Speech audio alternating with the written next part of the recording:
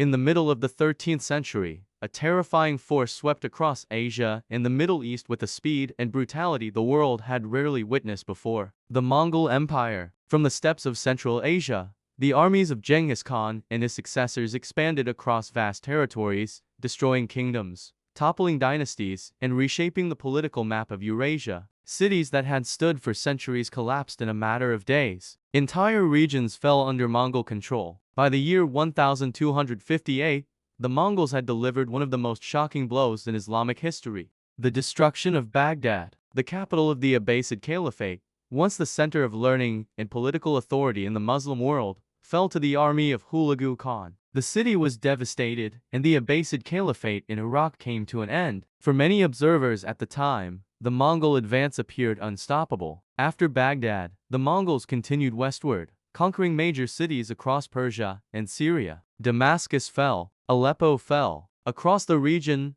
rulers and populations faced a difficult choice: surrender and submit to Mongol authority, or resist and face overwhelming force. At that moment, it seemed only a matter of time before the Mongols advanced further into Egypt and perhaps even beyond. But in the year 1260, near a small spring in the Jezreel Valley of Palestine known as Ain Jalut, history took an unexpected turn. For the first time in decades, the Mongol army would face a powerful and organized opponent determined to stop their advance. The confrontation between the Mongols and the Mamluks would become one of the most important battles in medieval history. Historical background.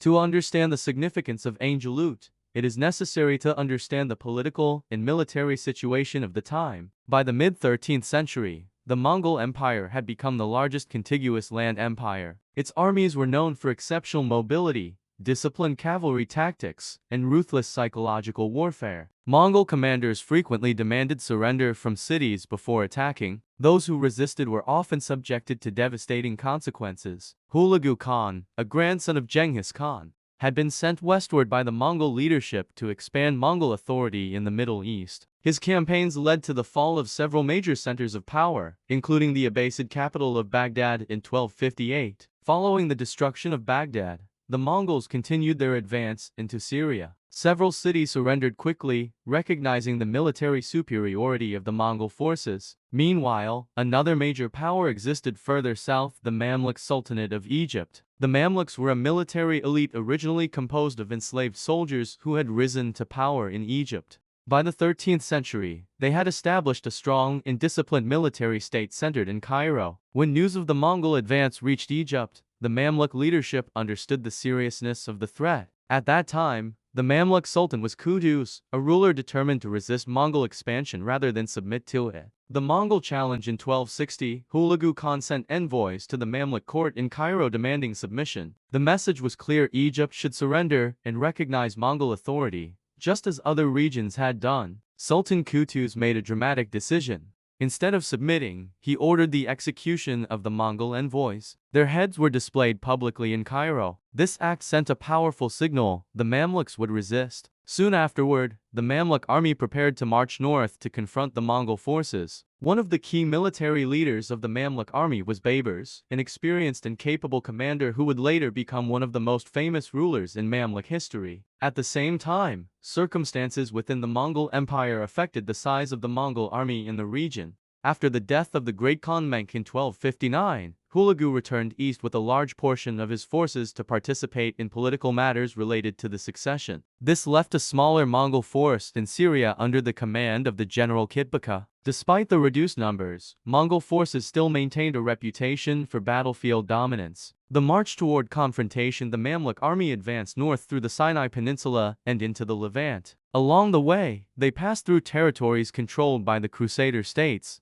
Interestingly, many Crusader leaders chose not to interfere in the coming conflict between the Mongols and the Mamluks. Some even allowed the Mamluk army to pass through their lands without opposition. Eventually, the two armies moved toward the Jezreel Valley, an area that contained the spring known as Ain Jalut. This location would soon become the site of one of the most decisive battles in medieval history. The battle begins on September 3, 1260. The armies met. Baybars, commanding the Mamluk vanguard, implemented a strategy that involved drawing the Mongol forces into a controlled engagement. The Mamluks used terrain and positioning to conceal parts of their army. The initial stage of the battle involved a tactical maneuver designed to lure the Mongol forces forward. When the Mongol army advanced, the Mamluks launched a coordinated counterattack. Heavy cavalry units engaged the Mongol forces, while other Mamluk troops attacked from concealed positions. The battle became intense and chaotic. Both sides were experienced in mounted warfare, and the fighting continued for several hours. Eventually, the Mongol commander Kitbaka was killed during the battle. With their commander dead and their formation disrupted,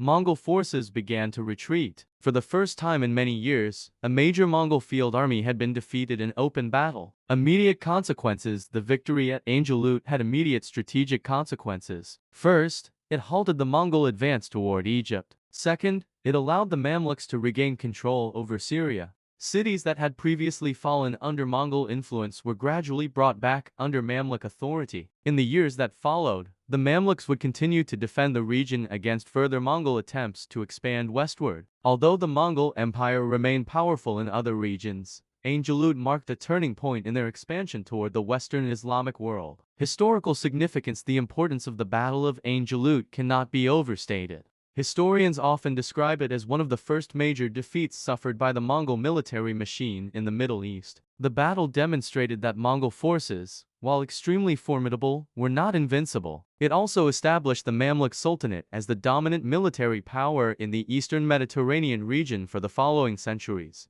Under leaders like Baybars, the Mamluks would go on to strengthen their state and continue resisting external threats. Reflections and strategic lessons. Analysis. While the historical facts of the battle are well documented, historians often discuss several broader lessons. One important factor was leadership. The decision by Sultan Qutuz to resist the Mongols rather than surrender required significant courage and political risk. Another factor was military organization. The Mamluk army was highly trained and disciplined, with strong cavalry units capable of executing complex battlefield maneuvers. Geography and timing also played roles. The temporary reduction of Mongol forces in the region created an opportunity for resistance. Finally, the battle illustrates a broader pattern in history. Even dominant powers can face limits when confronted by determined and well-organized opponents. The Battle of Ain Jalut stands as one of the most important military confrontations of the medieval world. At a time when the Mongol Empire appeared unstoppable, a determined army in Egypt chose resistance over submission. Their victory halted the Mongol advance into one of the most important regions of the Islamic world and reshaped the balance of power in the Middle East. History often remembers empires for their conquests,